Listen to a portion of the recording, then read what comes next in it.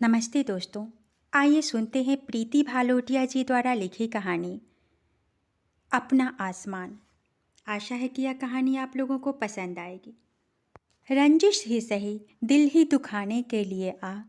अलमारी से कपड़े निकालती काव्या के कानों में दूर से आती एक मध्यम स्वर लहरी पड़ी और अपनी पसंदीदा गजल सुनकर उसके हाथ क्षण भर के लिए रुक गए। उसके अंतर में कुछ पिघलने लगा। उसने आवाज़ को अनसुना करने का प्रयत्न किया, किंतु उसकी सारी चेतना मानो कानों में आ समाई। ये गज़लें भी उफ, एक चोर की मानिंद दिलो दिमाग में सेंध लगाती हैं और होशो हवास लूट ले जाती हैं। काव्या ज़्यादा देर अपने आप को रोक ना पाई। उसके अधरों पर कुछ हलचल हुई और कब उसके सुर उस धुन के साथ एकाकार हुए, इसका उसे भान ही नहीं हुआ। वह उस स्वर को आत्मसात कर पूरी तन्मयता के साथ गाने लगी। दिल का गुबार होठों के रास्ते हौले हौले सफ़र तय कर रहा था। उसकी एकाग्रता तब भंग हुई जब रोहित पूरी ताकत के साथ टेलीफोन पटक कर चीखा था, यह क्या हो रहा है? तुम्हें कुछ दिखाई देता है कि नहीं? भगवान ने ये आंखें किस लिए दी हैं? मैं फ़ोन पर इतनी ज़रूरी बात कर रहा हूँ और यहाँ महारानी जी अपना राग अलापे जा रही है। काव्या बुरी तरह सकपका गई, मानो किसी ने उसे चोरी करते रंगे हाथों पकड़ लिया हो। उसको वाकई ध्यान नहीं था कि रोहित उसी कमरे में बैठा है। फिर चाहे वह फ़ोन नहीं भी कर रहा होता, तब भी वह क्या जुर्रत कर सकती थी रोहित के सामने गाने की। रोहित फिर दहाड़ा, तुम आखिर चाहती क्या हो? क्यों गला फाड़ती रहती हो? तुम्हारे सर पर से यह भूत कभी उतरेगा कि नहीं? इतना ही है तो यह धंधा क्यों नहीं कर लेती? तवायफ का कोठा बनाकर रख दिया है घर को। सनसनाते हुए रोहित कमरे से बाहर निकल गया था और काव्या, वह तो सन्न बैठी रह गई थी। अपमान से उसका हृदय धधक उठा था। अपने साथ साथ सुरों का अपमान वह आज तक सहती आई है। यह सब उसके लिए नया नहीं है, किंतु आज तो रोहित ने ओछेपन की तमाम पराकाष्ठाएं ही पार कर ली। ऐसी भाषा वह भी अपनी पत्नी से कोई कुलीन घराने का व्यक्ति बोल सकता है? छी! काव्या का सर्वांग घृणा से भर उठा। कोरी व्यावसायिक बुद्धि का पति मिला है उसे। नफ़े नुकसान से परे उसे कोई बात समझ नहीं आती। काव्या की भावनाएं समझने या सुख दुख जानने का ना उसके पास वक्त था, ना हृदय। संवेदनहीन, शुष्क व नीरस प्राणी। उसने सुन रखा था कि व्यापारी व्यवसायी अक्सर रूखे स्वभाव के होते हैं। उसके बाबा भी तो व्यापारी थे, किंतु मानवीय संवेदनाओं से परिपूर्ण। उसके भीतर छिपे हुए कलाकार को उन्होंने ही पहचान कर बाहर निकाला और तराशा था। उनका स्नेहिल स्पर्श काव्या आज भी अपने सिर पर महसूस करती है। बाबा की याद आते ही काव्या अपने अतीत की सीढ़ियाँ आहिस्ता आहिस्ता उतरने लगी थी। उसके 10वें जन्मदिन पर जब बाबा उसके लिए तानपूरा लेकर आए थे, तो उसकी हैरत और खुशी का पारावार ना रहा था। घर में संगीत का माहौल नहीं था, फिर भी ईश्वर ने उसके कंठ को मीठे सुरों से नवाजा था। बेटी की इसी योग्यता और रुचि को बाबा ने भांप लिया था। काव्या ने पंडित भगवती शरण से संगीत सीखना आरंभ कर दिया था। वह बड़े मनोयोग से सीखती। पढ़ाई से समय मिलते ही वह रियाज में जुट जाती। काव्या के सुर निखरने लगे।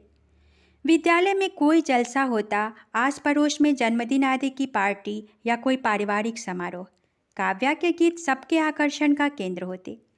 विद्यालय और शहर में होने वाली संगीत प्रतियोगिताओं में तो उसने प्रथम पुरस्कार प्राप्त किए ही, जिला स्तर और राज्य स्तर तक जाकर ढेर सारी प्रशंसा और पुरस्कार वह बटोर लाई थी।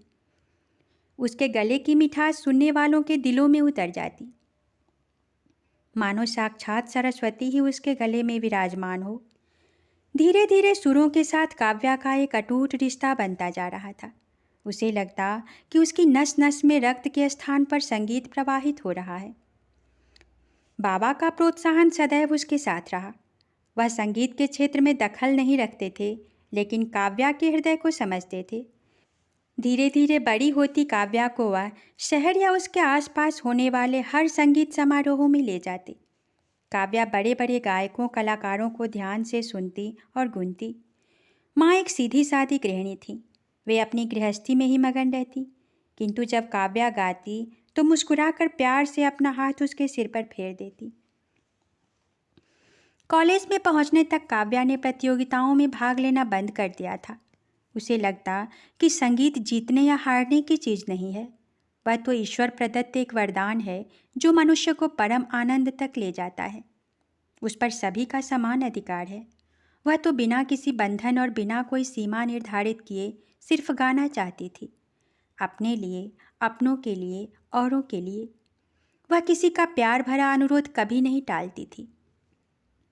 कॉलेज के सालाना जलसे का आरंभ उसकी सरस्वती वंदना से होता और समापन उसके ही किसी गीत या गज़ल से। सरगम की लहरों पर डूबती उतराती सोती जागती जीती काव्या कब 21 वसंत पार कर गई पता ही नहीं चला।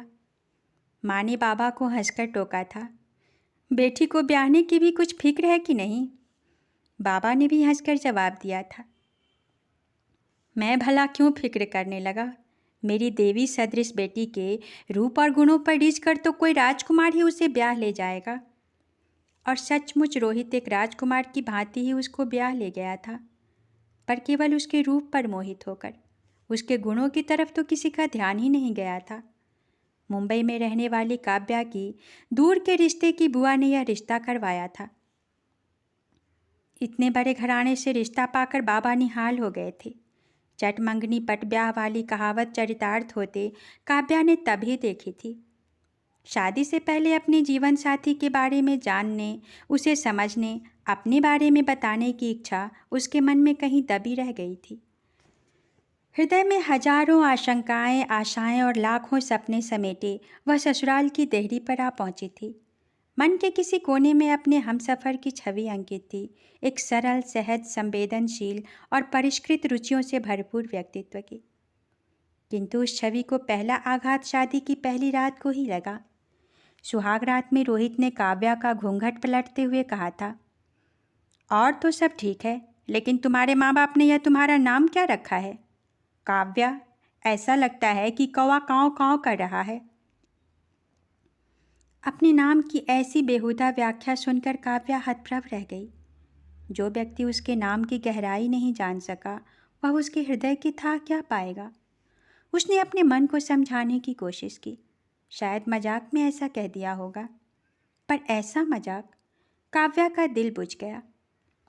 अगले दिन दहेज का सामान देखते समय जब रोहित की बुआ ने लकड़ी का बक्सा खोला तो उसमें तानपुरा देखकर उनके होठों पर व्यंग्यपूर्ण मुस्कान फैल गई। उन्होंने धीरे से काव्या की सास को टोका, भाभी, सुना है बहू बड़ा अच्छा गाती है?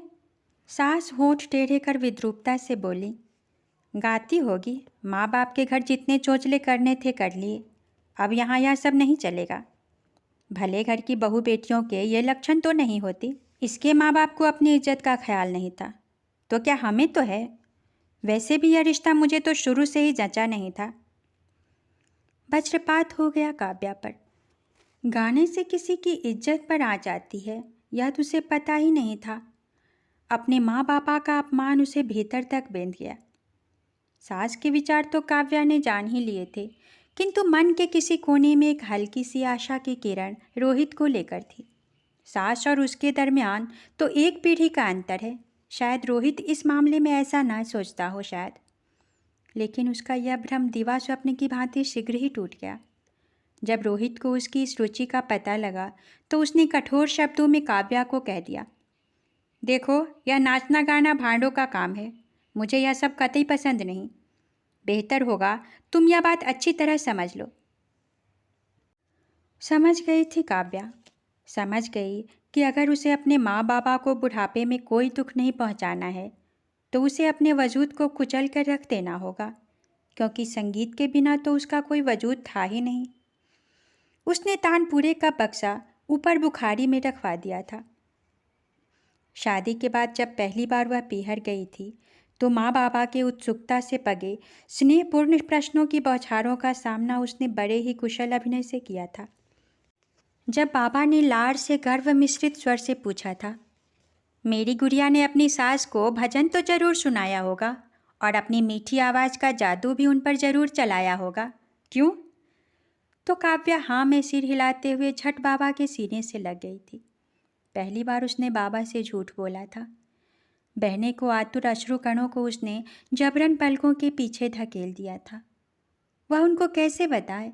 कि वे लोग उनकी बेटी की सांसें गिरवी रख उससे जीने का अधिकार छीन लेना चाहते हैं। नहीं, वह इन उल्लास से दमकते चेहरों की खुशी नहीं छीन सकती।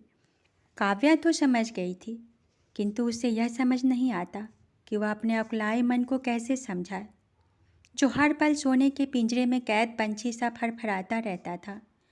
गीत उसके ओठों पर दस्तक देते, मन में गूंजती राग रागिनियाँ उसे पुकारती, झकझोरती। वह अनसुना करने का प्रयत्न करती। अलग सुबह बजती मंदिरों की घंटियों में, मंद मंद बहती पुरवाई में, टप टप टपकती बारिश की बूंदों में, अपनी पायल की रुंझुन में, यहाँ तक कि अपनी धड़कन की धक धक तक में उसे एक संगीत सा सुनाई पड़ता। उसकी दशा उस क्षुधा पीड़ित व्यक्ति के समान हो गई थी जिसे सर्वत्र सूखा ही दिखाई देती है। टूटते सपनों की किरचें हृदय में धंसकर उसे लहूलुहान करती। वह अंदर ही अंदर अपने आप से लड़ती, जूझती रहती। काव्या अक्सर अपने कमरे की बालकनी में खड़ी होकर खुले आसमान को निहारा करती। आसमान अपने नित नए रूप उसको दिखाता। कभी श्वेत मखमली बादलों से छटा आकाश उसके अंतर्मन में उजास भरने का प्रयत्न करता, तो कभी मटमैले बदरंग मेघों का आसमान में जमावड़ा उसे अधिक उदास कर देता। दूर तक फैले अनंत गगन को देख उसके मन में एक प्रश्न उभरता, क्या इतने विशाल आकाश के एक अंश, एक कतरे पर भी उसका कोई हक नहीं? इस धरती और इस आसमान पर तो सभी का बराबर अधिकार है, तो क्या अपने हिस्से के आसमान को पाने के लिए उसे संघर्ष की राह से गुजरना होगा? इंसान परायों से फिर भी संघर्ष कर ले, किंतु अपनों से संघर्ष करने में आधा तो वह पहले ही हार जाता है।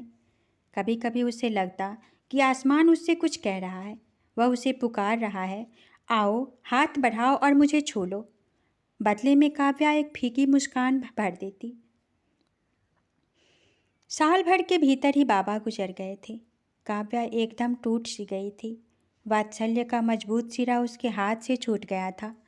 बाबा उसके पिता, दोस्त, पथ प्रदर्शक, प्रेरणा स्रोत और ना जाने क्या क्या थे। उनके साथ ही कितने अनोखे रिश्तों का अध्याय समाप्त हो गया था। इसके साथ काव्या का पीहर जाना ना के बराबर हो गया था। माँ के बुलावों और भाई की मनुहारों को वह बहाना बनाकर टाल जाती। उस शहर में उसके मन के घाव टीसने लगते थे। काव्या परिस्थितियों के साथ समझौता करने की कोशिश करने लगी थी। वह गृहस्थी के कार्यों में मन लगाना चाहती। उसे खाना बनाने का बड़ा शौक था। दही बड़े और आलू की टिकिया तो वह लाजवाब बनाती थी। बाबा तो उसका बनाया भोजन चटखारे ले लेकर खाते जाते और तारीफों के पुल बांधते जाते। उसी चाव से रोहित के लिए काव्या विभिन्न सुस्वादु व्यंजन तैयार करती। वह प्लेट सजाकर इंतजार करती रहती और रोहित ज़्यादातर बाहर से खाना खा कर आता। कभी वह मनुहार से उसे घर पर ही खिलाती, तो वह उसके बनाए देशी व्यंजनों की खिल्ली ही ज़्यादा उड़ाता। एक बार रोहित ने उसे लताड़ दिया था, क्या हर वक्त किचन में घुसी रहती हो? तुम मिडिल क्लास लोगों की यही प्रॉब्लम है, अपनी मेंटालिटी और कल्चर छोड़ना ही नहीं चाहते। अब तुम एक बड़े बिजनेसमैन की बीवी हो, तुम्हें उसी हिसाब से बिहेव करना चाहिए। नौकर चाकर भी क्या सोचते होंगे? काव्या का सारा उत्साह ठंडा पड़ गया था। दिल भर आया था उसका। रोहित जितने ना सही, लेकिन उसने भी अच्छे खाते पीते समृद्ध परिवार में जन्म लिया था, जहाँ उसे पैसे से अधिक इंसान की, इंसानी रिश्तों की कद्र करना सिखाया गया था। बचपन में रोपा गया संस्कारों का पौधा उसके मन में अपनी जड़ें फैला चुका था। इस तथाकथित हाई स्टैंडर्ड के लोगों की जमात में शामिल होने के लिए काव्या कैसे उसको एक झटके से उखाड़ फेंके। रोहित के कहने पर उसने किटी पार्टी ज्वाइन कर ली थी, लेकिन वहाँ भी कृत्रिम मुस्कुराहटों और प्रसाधनों से लिपी पुती वाहियात बातों का पुलिंदा एक दूसरे की ओर उछालती उन संभ्रांत नारियों के बीच बैठना काव्या को खासा यातनापूर्ण लगता। रोहित उसे देर रात तक चलने वाली पार्टियों में साथ ले जाना चाहता, तो उसके व्यंग्य बाणों से घबराकर वह चली तो जाती, किंतु स्वयं वहाँ बहुत मिस फिट पाती। अक्सर वापस आकर रोहित फट पड़ता, कब तक कुएं की मेंढक बनी रहोगी? अपनी कस्बाई मानसिकता से बाहर तो निकलो। यह मुंबई है, मुंबई, तुम्हारा कानपुर नहीं। बड़े लोगों में उठना बैठना सीखो। अगर मिस्टर सिन्हा ने मिलाने के लिए हाथ बढ़ाया था, तो तुम्हें नमस्ते करने की क्या ज़रूरत थी? या फिर 2 घूंट साथ देने के लिए पी लेती तो तुम्हारा क्या बिगड़ जाता? बियर ही तो थी, कोई जहर तो नहीं। क्या यही भले घर की बहू बेटियों के लक्षण हैं? काव्या सोचती पर कह ना पाती। काव्या इस महानगर की संस्कृति को अपना नहीं पाई। उसने धीरे धीरे पार्टियों में जाना छोड़ दिया और रोहित ने उसे साथ ले जाना। कभी कभी उसे अपने पर खींच आती। क्यों है वह औरों से इतनी अलग? क्यों नहीं वह अपनी सास की तरह ही नित नए गहने बनवाने तुरवाने का शगल पालती? क्यों नहीं वह इन भौतिक सुख सुविधाओं को जीवन का अंतिम सच मानकर इनमें रम जाती और जीवन को रंगीन बना लेती? उसका पागल मन मृग किस तृष्णा के पीछे दौड़ता रहता है और क्यों? इन सब के जवाब ढूंढती काव्या थक कर चूर हो जाती। मन की परछाइयाँ तन पर उतरने लगी थीं। चंदा सी दमकती, मोगरे सी महकती, कोयल सी कुहुकती काव्या के चेहरे पर अब बीमारों सा पीलापन नजर आता था। वह दर्पण में निहारती तो खुद को अजनबी सा महसूस करती। उसे लगता कि सामने खड़ी वह नहीं कोई और है। सास से मिलने आई एक रिश्तेदार ने टोका भी, ये बहू को क्या होता जा रहा है? कैसा मुंह निकल आया है? सास मुंह बिगाड़ कर बोली थी, अब किसी की आदत ही पड़ गई हो इस तरह रहने की तो क्या करें, वरना कोई कमी तो है नहीं खाने पहनने की। ज़्यादा ठाट बाट भी हर किसी को रास नहीं आती। काव्या का ज़्यादातर समय अब बालकनी में ही गुजरता। आसमान उसे उकसाता, प्रोत्साहित करता, आओ देखो, कोशिश करो, तुम मुझे छू सकती हो। काव्या निसहाय से उसकी तरफ देखती और बुझे मन से कहती, मैं तुझे भला कहाँ छू सकती हूँ, कैसे पा सकती हूँ? तू इतना विशाल व ऊंचा और मैं, मुझ में इतनी सामर्थ्य कहाँ? आसमान भी हार नहीं मानता, वह उसे समझाता बुझाता रहता। जीवन यूं ही निरुद्देश्य सा गुजर रहा था कि अचानक किस्मत को उस पर थोड़ा सा तरस आ गया था। शादी के 2 साल बीतते ना बीतते उसकी गोद में एक प्यारा सा बेटा आ गया। चांद सा बेटा पाकर काव्या के सीने की चुभन कुछ कम हो गई थी। नन्हे सिद्धार्थ की मासूम मुस्कुराहट ने उसकी जिंदगी के प्रति शिकायत को लगभग समाप्त कर दिया था। किंतु 7 सुरों की कशिश उसे अब भी कभी कभार अपनी ओर खींचने का प्रयत्न करती। वह बेटे को थपकियां देकर सुलाती तो उसकी यह तलब ममता के ज्वार के साथ मिलकर मीठी लोरी के रूप में हृदय से फूट पड़ती। किंतु वह भी चोरी छिपे एक बार रोहित ने सुन लिया था तो वह उस पर बहुत बिगड़ा था। क्या देहाती औरतों की तरह बच्चे को पाल रही हो, पता नहीं किस युग में जी रही हो। अरे इस तरह से बच्चा सोएगा या जागेगा? वैसे भी तुम्हें तो किसी ना किसी तरह गाने का बहाना चाहिए।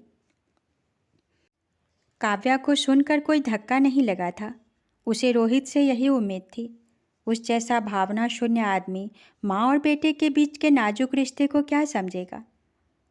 वह उसे कैसे समझाए कि माँ तो हर युग में माँ ही है और उसकी संतान के प्रति भावनाएं भी हर युग में एक समान ही हैं। रोहित को कुछ समझाना तो पत्थर पर सिर पटकने के बराबर है। उसने बेटे को लोरी सुनाकर सुलाना छोड़ दिया था। काव्या बच्चे में रमने लगी थी। अपने बेटे के लिए मन फिर 1000 सपने बुनने लगा था। वह बेटे को एक अच्छा और संस्कारवान इंसान बनाना चाहती थी। वह उसे अच्छी से अच्छी बातें सुनाती और सिखाती। देखते ही देखते सिद्धार्थ 6 वर्ष का हो गया। अचानक रोहित ने एक दिन विस्फोट कर दिया। सिद्धार्थ को बोर्डिंग स्कूल में भेजने का निर्णय सुनाकर तड़प उठी काव्या। इतना बड़ा निर्णय लेने से पहले एक बार उससे पूछा तक नहीं गया, आखिर वह माँ है उसकी। वह रोहित के सामने बहुत रोई, गिड़गिड़ाई, लेकिन रोहित ने उसे झिड़क दिया। खुद तो हो ही गंवार और जाहिल, मेरे बेटे को भी वैसा ही बना दोगी। अरे उसे दुनिया के तौर तरीके सीखने दो। उसे बहुत बड़ा आदमी बनना है, अपने बाप की तरह। देखना एकदम स्मार्ट और सेल्फ डिपेंडेंट बनकर लौटेगा। यहाँ रहा तो तुम्हारे पल्लू से ही चिपका रहेगा। उसके फ्यूचर के लिए यही अच्छा है कि वह तुमसे दूर रहे। जाते हुए सिद्धार्थ की सहमी निरीह आंखें देर तक उसका पीछा करती रही थी। सांस मुंह बिचकाकर भीतर चली गई थी। काव्या चेतना शून्य होकर धरती पर गिर पड़ी थी। अब काव्या सारा दिन बालकनी में बैठकर निकाल देती। उसका हमदर्द आसमान का वही टुकड़ा उसके सिर पर हाथ फिराता, उसे धीरज बंधाता, उसे सांत्वना देता तो उसे पल भर का सुकून मिलता। लेकिन फिर वही अकेलेपन के काफिले उसके साथ हो लेते। उज्ज्वल दामिनी सी कौंध लिए उसका व्यक्तित्व तूफान के थपेरे सहती दिए की मध्यम लौ में तब्दील हो चुका था। अभी 4 दिन पहले ही माँ की चिट्ठी आई थी। टेलीफोन और कंप्यूटर के ज़माने में भी माँ को चिट्ठी लिखना ही भाता था। साथ में एक निमंत्रण पत्र भी था।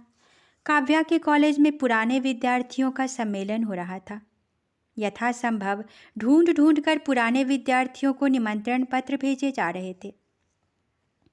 प्रिंसिपल साहिबा खुद आई थी माँ के पास निमंत्रण पत्र लेकर। वैसे भी काव्या के घर के साथ कॉलेज के ज़माने से ही उनके पारिवारिक संबंध हो गए थे। माँ ने आगे लिखा था, वे चाहती हैं कि तुम इस समारोह में ज़रूर आओ। इस समारोह की शुरुआत वह तुम्हारे गायन से ही करना चाहती हैं। वैसे भी तुम्हें आए बहुत अरसा बीत गया है। तुम आओगी तो सबको खुशी होगी। तुम्हारा भी पुरानी सहेलियों से मिलना हो जाएगा। अपने आने की खबर जल्दी देना। काव्या ने चिट्ठी पढ़कर तटस्थ भाव से एक ओर रख दी थी। जिस राह जाना ही नहीं, उसका पता क्या पूछना। लेकिन आज काव्या झटके से वर्तमान के धरातल पर लौट आई थी। आज रोहित ने उसके मर्म पर चोट करके उसके सोए स्वाभिमान को जगा दिया है। बरसों से अतृप्त अपनी आत्मा की प्यास को यदि उसने शबनम की एक बूंद से बुझाना चाहा तो रोहित ने उस पर तपते हुए अंगारे रख दिए। उसके झूठे अहम की तुष्टि के लिए उसने अपना सर्वस्व न्यौछावर कर दिया। क्या उसका अपने जीवन संगिनी के प्रति कोई दायित्व नहीं? क्यों वह कर्तव्य की वेदी पर अपनी आकांक्षाओं व भावनाओं की बलि दिए जा रही है? यह जिंदगी उसकी अपनी है। क्यों वह हमेशा औरों द्वारा थोपे गए निर्णयों की लकीर पर चलने के लिए बाध्य होती रही है? क्यों शादी के हवन कुंड में स्वाहुति दिए जा रही है? आखिर क्यों? त्याग नारी को महान बनाता है, लेकिन त्याग के बदले वह तो प्रतिपल अपने नारीत्व का ही अपमान सहती आई है। नहीं और नहीं, इस पीड़ादायक यात्रा का कहीं तो अंत होना ही चाहिए। इस घर में माँ सरस्वती का यदि तिरस्कार हुआ है तो इस पाप में वह भी बराबर की साझेदार है। प्रायश्चित तो उसे करना ही होगा। उसने माँ को फ़ोन मिलाया। माँ, आप प्रिंसिपल साहिबा को फ़ोन कर देना। हाँ कह देना, मैं आ रही हूँ। हाँ मैं गाऊंगी, ज़रूर गाऊंगी। फ़ोन करने के बाद फूल सी हल्की हो आई थी काव्या। वह बालकनी में जाकर खड़ी हो गई। आसमान सजल नेत्रों से एकटक उसे ही निहार रहा था। काव्या ने धीरे से हाथ बढ़ाया और उसे छू लिया। शायद आज आसमान ही कुछ नीचे झुक गया था, या फिर शायद काव्या का कद ही थोड़ा ऊंचा हो गया था। धन्यवाद। आशा है कि यह कहानी आप लोगों को पसंद आएगी। इस कहानी और वीडियो के विषय में अपने विचार और सुझाव कमेंट बॉक्स में अवश्य भेजें। शुक्रिया।